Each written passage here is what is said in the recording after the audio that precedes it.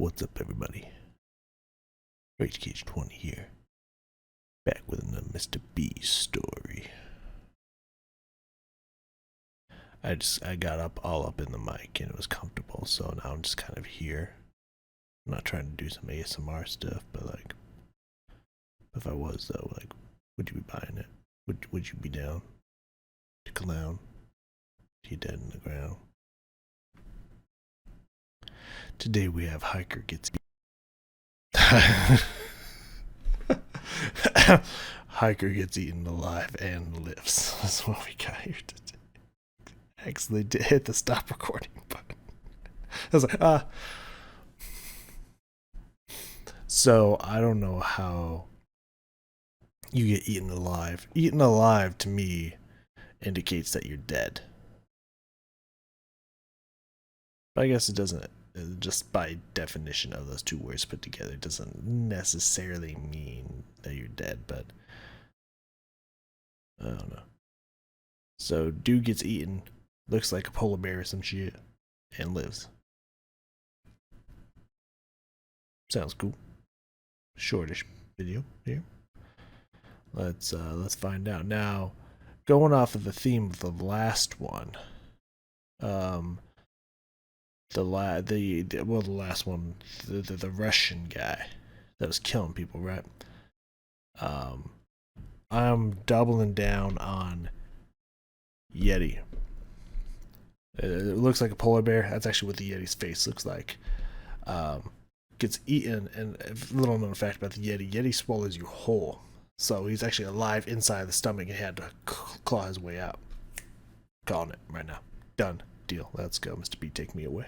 In order to appreciate today's story, I actually have to give something away right now. Oh. And that is Shit. The main character survives. The reason I have to tell you that is because during this story, there is a really intense event that happens, and I use really specific descriptions for how something looked, how something felt, how something smelled, and if you didn't know, I was pulling that from the survivor who lived to tell the tale, you might think I was just making it up, but I'm not. But before we get into that story, if you're a fan of the strange, dark, and mysterious delivered in story format, then you've come to the right place because that's all we do, and we upload once a week. So, if that's of interest to you, the next time the like button asks you to pick up some cereal for them, say yes, and then go to the store and buy the big single biscuit shredded wheat cereal. Also, please subscribe to our channel and turn on all notifications so you don't miss any of our weekly uploads. Okay, let's get into today's story. That just for me in general would be, I'd be pretty upset. Just because I don't like shredded wheat in general, so if I asked, first off, if I asked someone to get cereal, that's weird, but if someone went and got me cereal, comes back with shredded wheat, even if it was just regular shredded wheat, I'd be like, fuck, god damn it. Like, why that one? Who buys that?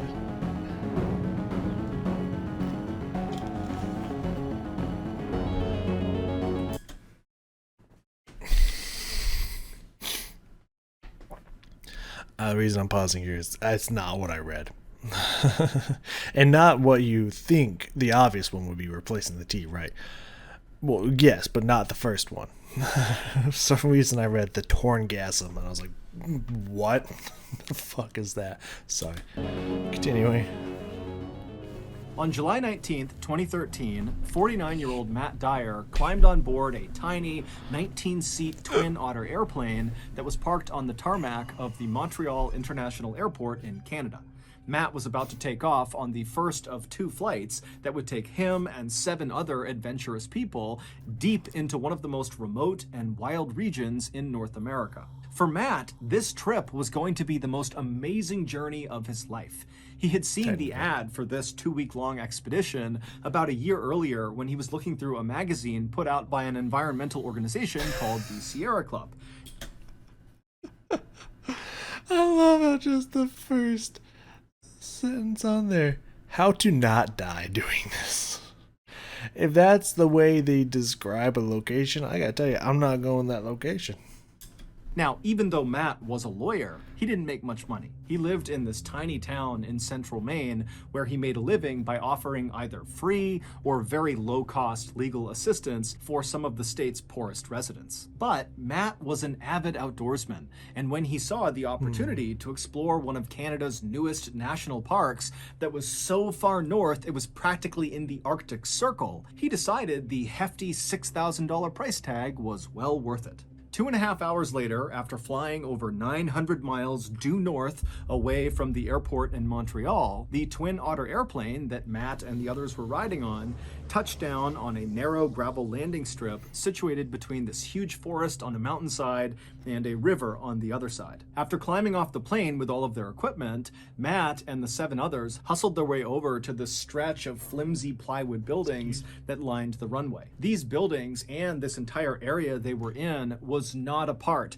of this new national park they were going to. This was like their staging area to prepare and get ready before catching another flight that would bring them into the park. And so Matt and the 7 other people he was with, which included the 2 trip leaders from the Sierra Club, they would stay at this temporary base camp for the next couple of days, going over their hiking routes and talking about emergency procedures and protocols. And then after those 2 days were up, the group felt like they were ready. And so the group packed up all their things and they boarded the tiny float plane out on the water that would take them to their final destination, this new Canadian national park, better known as the Torngat Mountains. 45 minutes later, the pilot of the float plane began to descend. I want to be like, it's Torngate. It's French. Through the clouds to make their landing on a little water inlet. And as the pilot did that, Matt and the 7 others were able to look out the window and actually see the Torngat Mountains for the first time. Now, all of them had seen dozens and dozens of pictures of this area, but seeing it for the first time in person was still shocking. The area looks like an alien planet. The wilderness in and around the Torngats is not the same kind of wilderness we think of when we think about going hiking in the forest or going camping or something. Wow. No, the wilderness in the Torngats is primordial. It's like you're looking out at a place from the very beginning of time, like dinosaurs should be walking around this area. Sick. As far as Matt could see, in any direction were these huge, jagged mountains that had been carved out of the earth by glaciers hundreds of thousands of years ago. And those same glaciers had created hundreds of waterways between the mountains called fjords that almost looked like blue-veined fingers. And even from high up in the plane, Matt could look down and the water of these fjords were so clear that he could see these speckled backs of brown trout swimming beneath the surface. But while this landscape was undoubtedly spectacularly beautiful and pristine and totally incredible, it was equal parts unwelcoming to people. There are no roads in the Torngats, there's no campsites, there's no facilities, there's no internet, there's no cell phone, and the weather is unbelievably harsh. It's freezing cold and wet most of the time, and then even when it's a little bit warm and a little bit nice there, the weather can change in an instant and become freezing cold and wet all over again. And so, as such, the handful of visitors that go into this area every year are expected to be 100% self-reliant, because this really is one of the most dangerous wild regions in the world. I feel like you have to sign some kind of waiver or something, or just accept the fact that you could die. You pretty much know you could die. Even the safest possible outcome, you could die. I feel like it's just something you have to understand going in. But for Matt, as he looked out his window and surveyed this landscape, he wasn't second-guessing his decision to go into this hostile environment. No. I mean, the reason he was willing to fork over all that money to go on this trip is because he really wanted to experience extreme wilderness firsthand. And so finally, the pilot of the float plane came into land on this little water inlet, and then the pilot ferried the craft over to this beach, and then Matt and the 7 others piled off onto land with all of their things, and then as the pilot turned around and left, the 2 Sierra Club trip leaders, a 61-year-old man named Rich Gross and a 60-year-old woman named Marta Chase, told the group to pick up their things and follow them. And so, like, I don't want to be like ageist or anything. Well, if they've done this multiple times before, be like, well, if a 60-year-old can do it, I should be able to survive. Just like, I don't know, like, 60 ain't that old. Like 60 ain't like, old or anything. Like, it's still pretty young. Well, comparative to like 80s or 90s. But still, it's like, I don't know if I'm gonna put my hands in some severely grayed individuals. You know what I mean? Like, nah, if it's this life threatening. I'm not gonna be like, hey, Grandpa, take me through the fucking Sierra iced wilderness. You know what I'm saying? But I mean, then again, it's like, hey, if these old people can survive out here, I'm sure it can't be that hard. Well, it might be my my thought process. Rich and Marta led the hikers about 500 feet away from where they had just been dropped off, up to this slightly elevated, mostly flat area that kind of overlooked the fjord and had this incredible view of all the mountains around them. Now, unlike the temporary base camp they had been at for the past couple of days, this camp was nowhere near any forests. They were basically on a wide open plain that kind of went right up into these mountains. So it's very wide open where they're staying. And so after Rich and Marta instructed the group, because if there's any predators or anything coming, you'll be able to see them for a while. Where to set up their tents, Matt and the others got to doing that, and then after they were all set up, Rich and Marta put a small electric fence around the perimeter of their tents to keep any nosy animals out, and then the group headed up a little bit higher on this mountain near them to take their first group photo. And in this photo, they all look so happy. They all look so old. I'm not trying to shit on old people or whatnot, but it's just like it's a ragtag group of ancient people in the harshest living environments you could find. That's just like, that doesn't sound like a great survival chance, but I mean, hey, maybe they're just super skilled, man. Maybe it's just years and years and years of experience. So, not judge somebody by the cover, and so excited for what's to come. And over the next couple of days, their trip would go exactly to plan. During the daytime hours, they would hike all of their pre-planned hiking routes all over the mountains and down near the water. And at night, they would eat their food and drink fresh water from the fjord and swap stories from back home. It does sound like fun. But their perfect trip was about to become a nightmare. Especially not spending $6+ grand to go out some fucking... Shit, I can get $6 grand? I ain't going on no motherfucking hiking trip for $6 grand. Fuck, you should pay me for the fact that I could die at any moment. That's what I'm saying.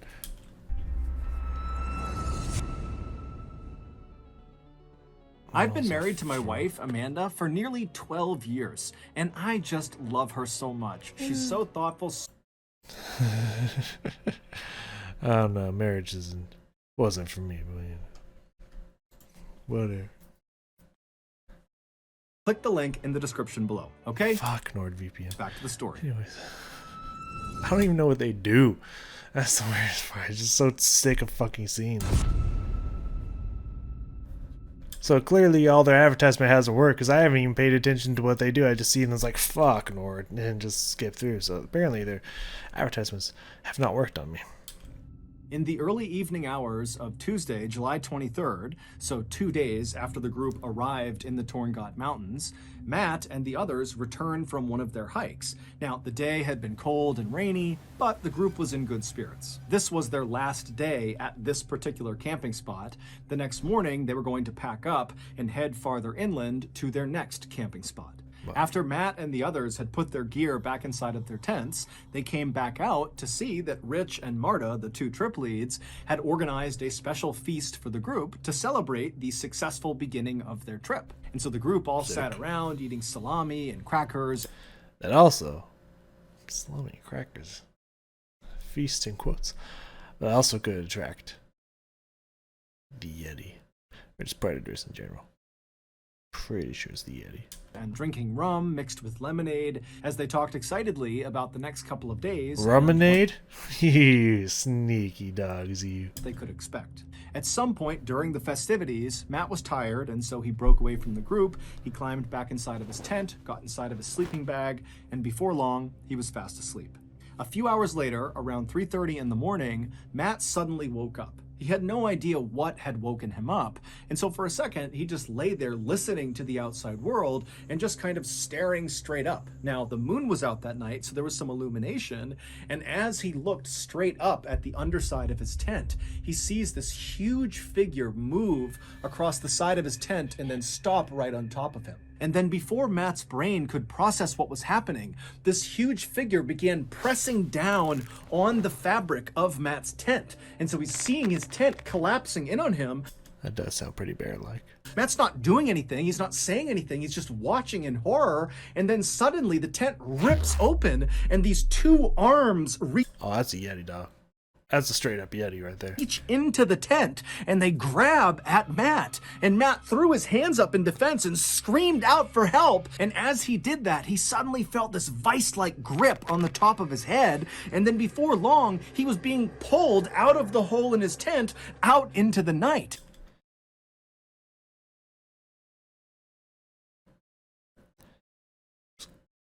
I mean, I wasn't kidding around about the Yeti because I know that, but like, unless that grip is teeth,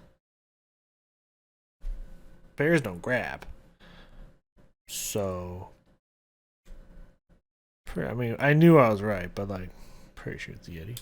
And as Matt is being dragged along on the ground, having no idea what's going on, he can't move. All he can hear is this crunching sound, which he would later find out was the sound of his skull and jaw breaking. Ooh, first off, how do you survive that? Second off, that's one of those things, as I like to call it, you will not survive well. Maybe survival here. I don't know how great that'd be. And he started to smell this horrible rotten fish smell, and then he felt what felt like saliva coming over his face. And then Matt began kind of trying to look around because he couldn't really move his head, and he noticed all he could see was white fur. And it was then that Matt realized he was in the jaws of one of the world's most powerful and deadliest predators. Standing 10 feet tall on its hind legs and weighing as much as 1,700 pounds, the North American polar bear sits right on top of the We call it a polar bear, sure. Arctic food chain. And now this apex predator was dragging Matt by the skull down to the beach where Matt knew he would be eaten, even if Matt was still alive when the eating began. When the bear first ripped open Matt's tent and bit down on the top of his skull, Matt let out that scream, and it actually woke up the entire camp. And one of the first people to emerge from their tents to see what was going on was one of the trip leaders, Marta. And so she jumps out of her tent, and just 3 feet away from her, she sees this huge polar bear on its hind legs diving into the tent to get after Matt. And so Marta instinctively yells out to Rich to get his flare gun, and she dove back into her tent to retrieve her own flare gun. But by the time she and Rich had both emerged, gun in hand, this polar bear had already dragged Matt 200 feet away from the camp. So, flare gun. Like, obviously bright light and sudden noise and burst of flare, especially shot right at them, is going to startle a predator like that and probably get it to run away. But like, what the fuck you mean get the flare gun? Don't you mean get your fucking shotgun that we brought to take on any your high-powered rifle to take on any predator that might show up? That's what you meant, right? You don't got a bunch of 60, 70-year-old motherfuckers out here which is like, we'll flare it away. Like, come on, dog. Where's the at? You know what I'm saying? Like, what is this amateur out here? You going out into the fucking deep, deep wilderness, the untamed primordial lands.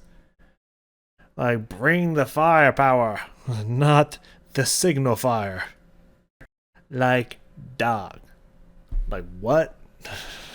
fuck do you mean flare gun? That's what I would be saying as I was being dragged off. Be like, what the fuck you mean flare gun? That's what I'd be saying. Get the fucking shotty! And by this point, the other hikers in the group had also emerged from their tents, and after realizing what was going on, they just stood there, absolutely paralyzed with shock, staring at this bear dragging one of their companions down to the beach to be killed. I'm glad you guys did something about it. Then, after Rich fired his flare gun generally in the direction of the bear, it kind of snapped the group out of their paralysis, and then moments later, they were all screaming and banging pots and pans to try to terrify the bear into releasing Matt from its jaws. Matt couldn't hear the sounds of his companions calling out to try to save him, nor did Matt feel any pain. He was in shock. The only thing going through Matt's head as he was being dragged along the ground to the beach was, I'm going to die. I paid $6,000 for this. That's what we're going through. As parts of your skull and everything are broken. Oh my god, man. So you remember, I mean, I don't know if I get from some of these stories that I've seen, especially with people varying ages 20, 30, 40 going out into the wilderness without firearms, just like, this knife will beat a bear.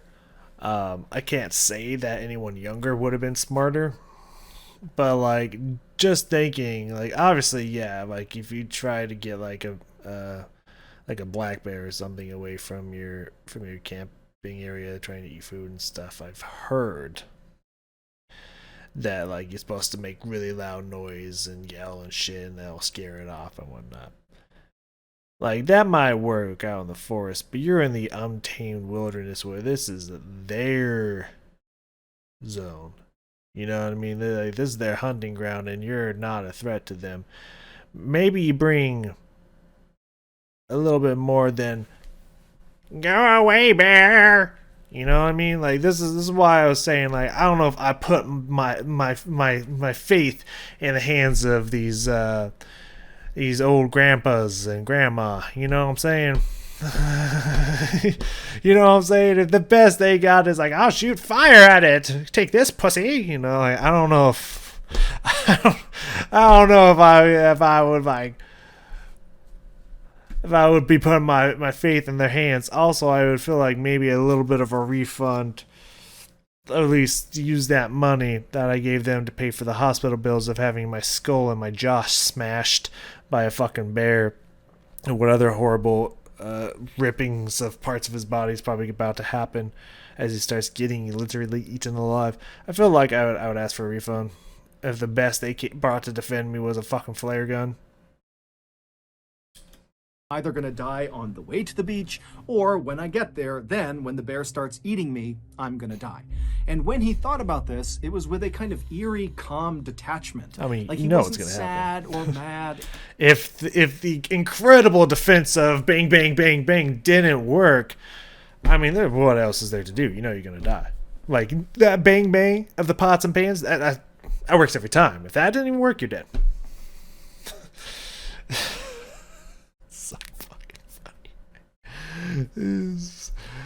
Yeah, some white people shit, man.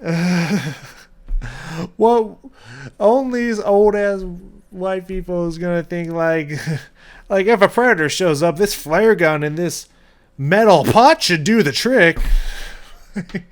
That's some crazy white people shit, man. What the fuck is wrong with y'all?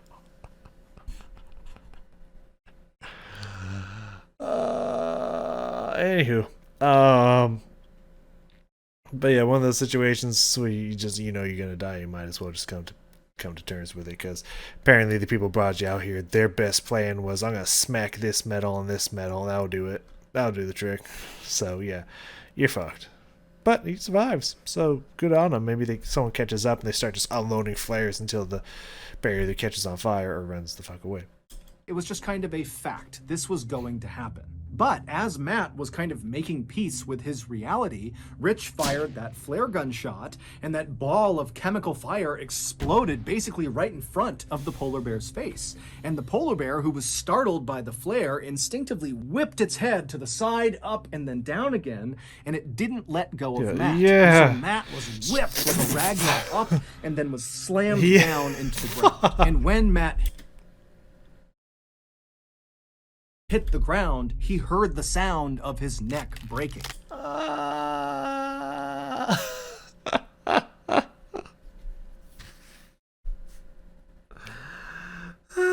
my god. Oh my god.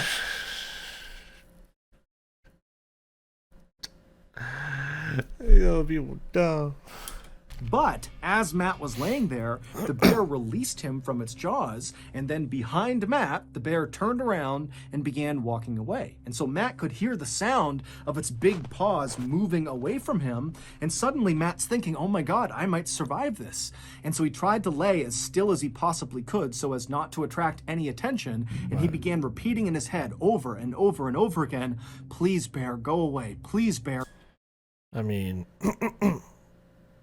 can't move. Like, if his neck's broken, he's probably paralyzed. At least a good portion of his muscles are probably paralyzed at this moment. Yeah. Go away. But as if out of a horror movie, as Matt is laying there repeating this phrase, he hears the sound of this bear stopping, turning around, and start moving back towards him. And so Matt's just thinking, okay, it's going to come back over here, it's going to bite my head, and that's the... Usually. The fact that he's still alive is mercy so far. the end. Or maybe But not. luckily, Rich, by this point, one of the trip leads, had run down closer to the beach, reloaded his flare gun, and right as this bear was going to bite Matt again, Rich had fired that flare, and once again, the chemical fire had kind of exploded right near the bear, causing it to get startled. It turned around, it ran off, and this time the bear did not return. It would turn out Rich and Marta, the two trip leaders from the Sierra Club, had chosen a location for this campsite that was so heavily trafficked by polar bears, it was referred to as a polar bear highway.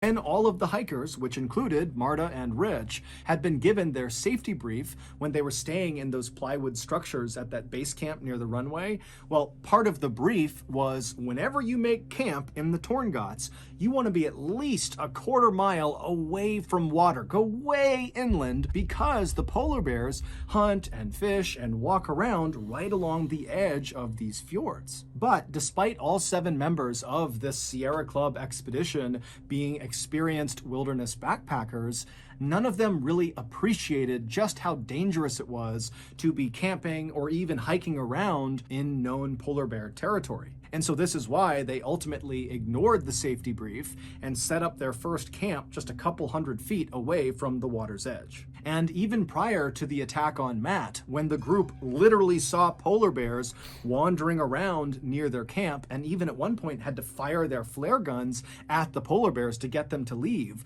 the group still decided it was best to stay at this particular campsite. Yeah, I want my money back.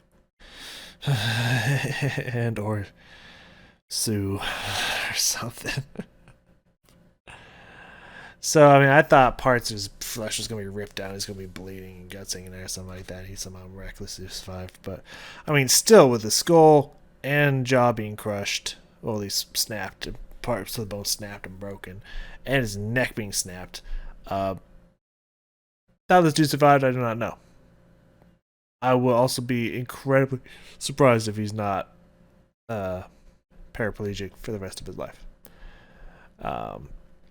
And have issues probably eating as well. So, at least for several years. Perhaps they believed their electric fence they had set up around the perimeter of their tents would protect them.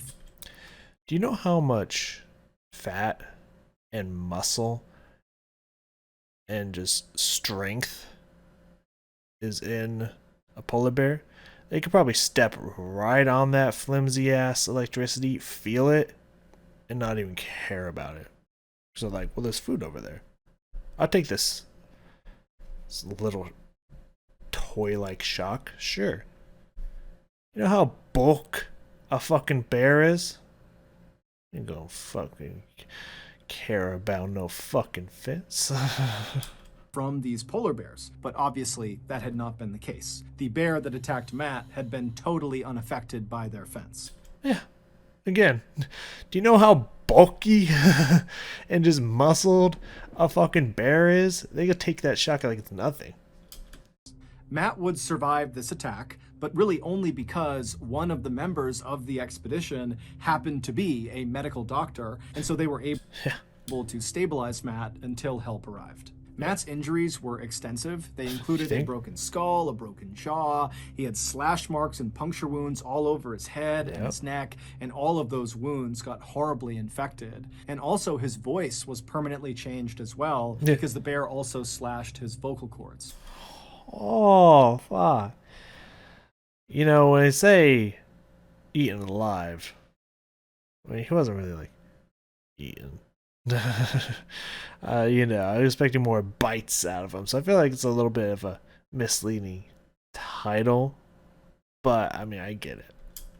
Following the attack on Matt, Parks Canada, which is the agency that oversees all of Canada's national parks, including Torngots, has mandated that any organization going into Torngots National Park has to have a polar bear protection plan in place. As for Matt, he does not make a big deal about his near-death experience. In fact, he kind of makes light of it and sometimes even makes jokes about it. As for the polar bear that attacked him, Matt holds no ill will. If anything, the attack... Yeah, it's just a predator. Just trying to get food. Like, it's just doing what it does. It's not its fault. Attack has made him more interested and appreciative of the apex predator. In August of 2014, so 11 months after Matt's brush with death, he returned to the Torngots and even visited the actual site of the attack, perhaps to get closure. Except only 1 year later, his neck seems to have recovered very well. this time, he was in the company of an armed polar bear expert. Good. So that's going to do it. If you got something out of today's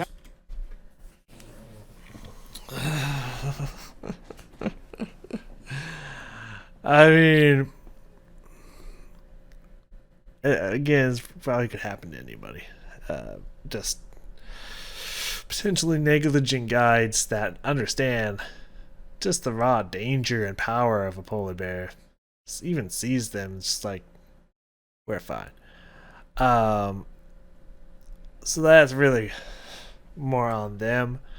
But at the same time, like, I can't help but shake the statement that I had made. That's like, if I'm going into the primordial, untamed chaos of nature, probably not going with my life in the hands of a bunch of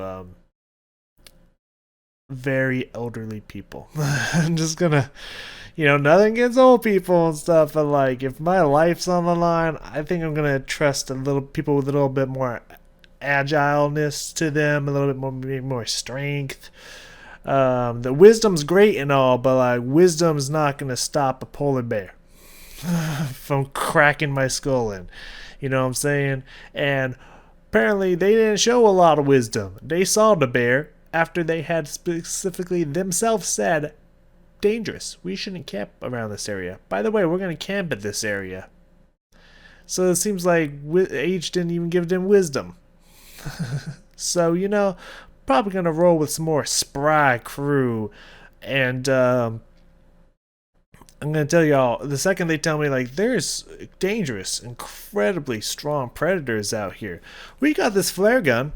Be like, alright, flare gun, cool. Do you have the, could take down a rampaging rhino, fucking big-ass fucking railgun with you? Oh, no, a flare gun should work. Okay, cool, I'm getting back on that plane. I'm getting the fuck out. You know what I'm saying? Like, oh, we got flare guns. Nah, flare ain't gonna cut it. Get me out of here. These old fuckers don't know what the fuck they do. Now, to be fair, it did scare the polar bears away. But, I gotta tell you, I can't say I'm sleeping soundly at night thinking that, oh, if I get snatched by a polar bear, don't worry about it. I got my troop with me. They're gonna do a little bit of this, a little bit of banging on pots and pans. Like, they got me. I gotta tell you, I don't think I'm there. I don't think I'm gonna be there for that ride. You know what I'm saying? Feel me there? So, yeah, all right, that's gonna do it for this story here. Wow, the fact that dude probably, I don't know if the fact he's not paralyzed is incredible. I mean, neck's broken. That's part of your spinal column that got broken, but apparently, lucky enough that it didn't literally stop his spinal column from working. That's good. But yeah, dude, shit. Dude, a year later, he doesn't even take a couple off. A year later, he's like, yeah, I can go back down there, pay another $6,000. Why not? Nah.